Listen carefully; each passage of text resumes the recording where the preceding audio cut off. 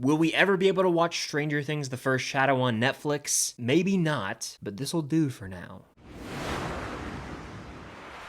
What's going on, guys? I'm Chris, and welcome back to another video. So today I'm talking about the new Stranger Things: The First Shadow documentary over on Netflix. It's called Behind the Curtain: Stranger Things: The First Shadow. It actually dropped on Netflix last week, and I watched it, and then I rewatched it and took a bunch of notes so that I could talk about it here in this video. And I decided, instead of giving you like a straight up review of the documentary, I'm kind of going to do a breakdown and share my thoughts on some moments. So I'll kind of go through in chronological order the documentary and highlight some points that are made, maybe even share some clips and go through it that way. It'd be a fun way to sort of share my thoughts on this documentary without it being a regular review, because those can get a little bland when I film. So before I get into this, hit that like button, comment down below your thoughts on this documentary if you've watched it, as well as your thoughts on the play if you've been able to see that.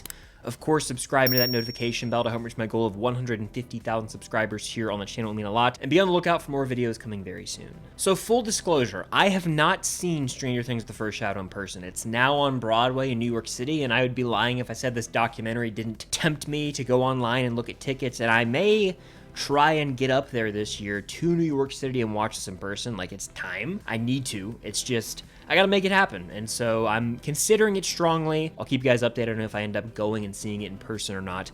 But I want to let you know up front, last year, almost a year ago now, I read a spoiler synopsis of the play because at the time, I was worried that I would not be able to see it before season 5 of Stranger Things dropped. And it's canon, this play. So things that happen in this play are technically canon to the universe of Stranger Things and could have an impact on season 5. So I read through a synopsis just to be safe, because I wanted to have that information going into season 5. Now, it doesn't look like this play is going to be made accessible to everyone before season 5. I don't expect them to drop it on Netflix before like this fall when the season's probably going to drop, but it is available to watch in New York City live and in person. It was only in London, now it's here in the US, so that's a big step forward. The next step would be touring other cities aside from New York. I don't know if we'll get there, but we'll see. Regardless, I know major details of this play. I don't remember every little thing, but like some major reveals I know. I won't be spoiling them because, you know, if you haven't seen the play, I don't want to ruin that for you, but some things are actually alluded to in this documentary, and I think that's fair game, so I'll talk about that, but I won't be spoiling the play. I haven't actually seen it play out.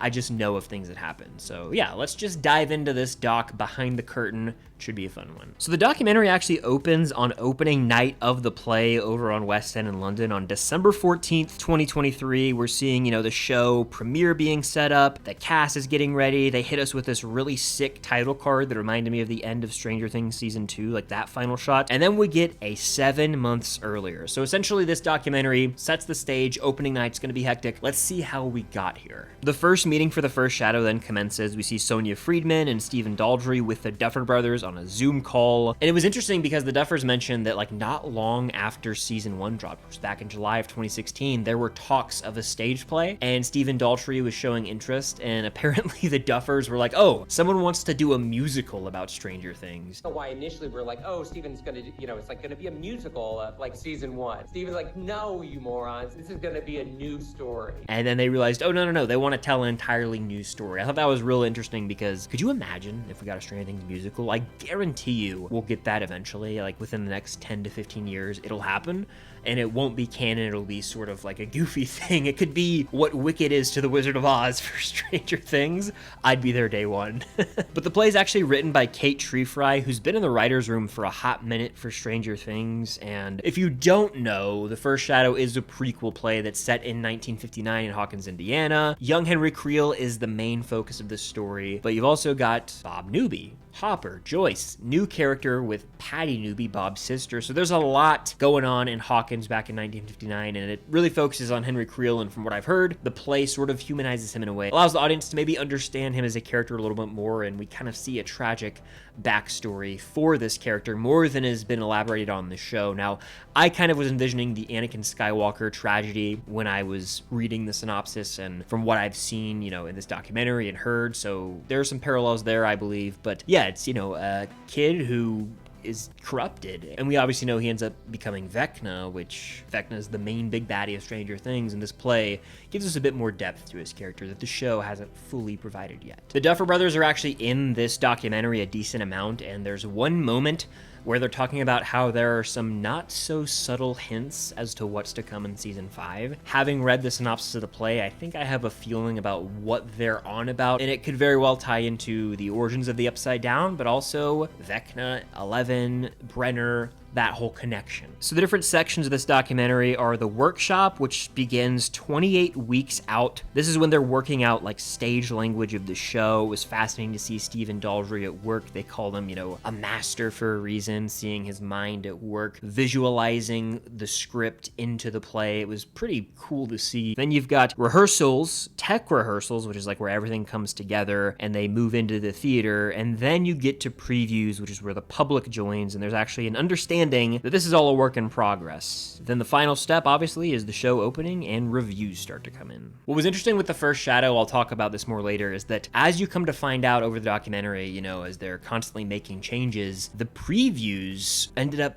changing drastically, and the final product of this play apparently is like the 1000th version of The First Shadow, because Kate Treefry was constantly changing things and rewriting material, and honestly up until like the final preview or so, Patty Newby's character was getting entirely new concepts and scenes, and so they really workshopped and changed the hell out of this play, and watching this documentary made it seem miraculous that they were actually able to pull this thing off when it was all said and done. One of my favorite moments from this documentary was when Kate Treefry, again, who's one of the writers of the Stranger Things show and the main writer of this play, was talking about how television and theater are completely different mediums, and writing for them present different challenges and obstacles. She said there's a joke in the writer's room for the TV show about scenes starting with like a noise of sorts and then ending with shared looks between characters. We have a joke in the writer's room that like every new scene in a Stranger Things script starts with zoom, and ends with shared looks between people, shared looks. Nancy and Jonathan share looks. And after watching this moment of the documentary, it completely changed Stranger Things for me, because when I go back and rewatch the show next, which I'll be doing very soon, and have a fun Patreon series called Stranger Things Rewind associated with that, I'll look for that and I'll notice it a lot more. Getting into the visual effects of The First Shadow, they're out of this world, and I've never seen the play in person, like I said, but I've seen like still images they've shared, and obviously this documentary highlights some of the VFX work and practical effects that goes into the show. And Jamie Harrison and Chris Fisher are actually the co-illusions and VFX designers. They worked on Harry Potter and the Cursed Child, which was like a big production at the time, and they thought they'd never get the opportunity to do something like this again. Well, they went and outdid themselves here, it seems. And from what I read a while back, as well as what the documentary presents, it seems as though the Philadelphia experiment is where the play opens, as the USS Eldridge, a ship, vanishes to another dimension. I don't want to get into too much detail here. If you want like a really good in-depth breakdown of the play, you can check out my girlfriend Cam's video. I'll link up above. She really did some research on it and put a video out, I think sometime last year, where she kind of gets into the ins and outs of all that. But Kate Treefry, like I said, rewrote the hell out of this play, she said, and it's a story that she believes is fundamentally close to her heart and humanizes Henry Creel, which is an extremely difficult thing to do. So really props to her for pulling off the insane feat in the writer's room. When it comes to the casting of this play, it was real cool to see how these actors brought their own version to existing roles, notably someone like Hopper or Louis McCartney, who ends up playing Henry Creel. Like, the way they're able to sort of imitate them but have their own unique voice was really fascinating. Louis McCartney sounded exactly like Henry Creel, which was wild. Peter had already taken root. The Joyce casting was perfect. She had the mannerisms of Winona Ryder down, and even Bob Newby crushed it. Sounds exactly like Sean Astin when he's doing his little monologue. I also sat up on my couch when there's a reference to The Last Crusade in one of the lines of the play. Like, we see Hopper talking to his dad, and he says, "Don't call me Junior." I was like, Last Crusade reference. I see you, Duffers. Don't call me the Junior. Don't call me Junior. I know this was technically, canonically in the 50s, and Last Crusade came out in 1989, but I know what you were doing there with that 80s reference, okay? I got you. But maybe the juiciest thing we got from this documentary for season 5 was a moment where Kate Treefry gets off the phone with the Duffers and talks about how they might have to change some things up. I just got off the phone with the guys, and It's all changed. no, it's just gonna be whatever we want it to be. It's gonna be like 80% less. We're gonna be able to tell very little of the story of. We're gonna be able to say that something happened. We're really not gonna be able to say that because they want to preserve the reveal for season 5. The reveal of Yeah.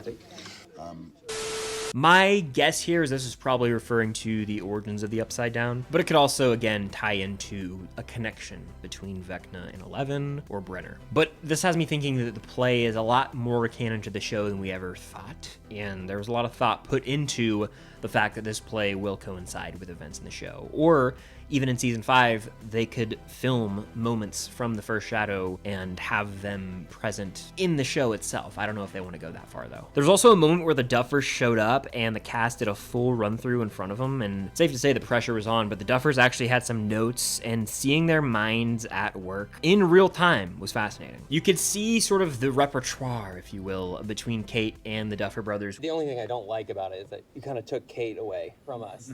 We were still working on season 5. So that's the That's not only. true. I totally delivered on season 5. Absolutely. It's true. We got a Sean Levy cameo, which is fitting considering he directed Deadpool and Wolverine. And then with about a month to go, preview started up for the show. And we got to hear a bit of like the opening audio of the play, which says like the following file is classified. The following file is classified. The documentary time-lapsed through the play as to avoid spoilers. But still, I guess I could say I've seen the first Shadow preview just in like 100 times speed. The documentary then went on to show like the Duffers on the phone with Kate Treefry, and you can briefly hear one of the Duffers saying, "Is the end of Act 1 dramatic enough without the Brenner thing?" And then Kate Treefry took the phone off speaker and put it to her ear. Then when we return, like the documentary guy, he had been out for a couple days, and when he returned, there was like this salty energy. Like people were really getting high pressure, and they were like spy cam. Like they did not want this guy filming their conversations. People were like, you gotta go away. The tension was high. So I honestly, again, am impressed that they were able to pull this show off because they were changing things up to the very end, and it seemed like a mess behind the scenes for a while there. Like the man's just doing his job. He's making this documentary for Netflix, and people are like not being rude to him, but again, tensions were high, that's all I'll say. And then the day before opening night, this show's locked, so no more changes can go in. Normally shows would freeze earlier, but this wasn't normal because they really took it to the wire. But Louis McCartney said the new show's like a bullet. It's got a lot better pacing, so whenever I get to see it, I hope that's the case. Now, about an hour and 4 minutes into the documentary, they're having technical issues with the Virginia Creel dummy, because in this Stranger Things play, we see Virginia Creel lift up in the air and die. That's a part of the play. That's also something we see happen in Stranger Things season 4 in flashbacks as Henry kills his mother and sister. Now, my thing with this is there could be a glaring canon issue here. I have wondered about this ever since the play was announced, and it still kind of bothers me. Reason being, in the Stranger Things season 4 flashbacks, when we see Henry, he's portrayed as younger than 14 when he kills his mother, and in this play, he is supposedly 14, a freshman in high school when he kills his mom, so for it to be canon, it's just something that's